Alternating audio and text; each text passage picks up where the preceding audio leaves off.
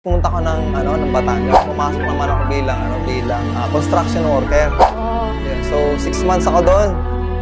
Pero in-enjoy ko enjoy lang din ako kasi enjoy lang. wala akong choice na kasi ang alam ko, wala akong pinag-aralan sino tatanggap sa akin. Yes. In-enjoy ko lang. So, nakabuhat ng buhangin. Actually, yun sa isang shipyard. So, binibilad yung mga buhangin para pang sandblasting kasi yung sa loob sa isang shipyard yun eh.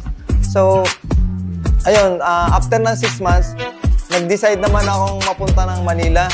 Kasi may nagsabi sa akin na may pwedeng trabaho sa Manila. Siyempre, Manila, sabi ko, ibang klase. Oo. Siyempre, probinsyano ako eh. Sabi ko, siguro sabi ko doon, mas magaganda doon ang makikita ko at mas may magandang opportunity. Sabi ko, Manila na yun eh. So, yung pagdating ko ng Manila, so, siyempre, helper pa rin yung pero sa isang sportswear na pagawa ng mga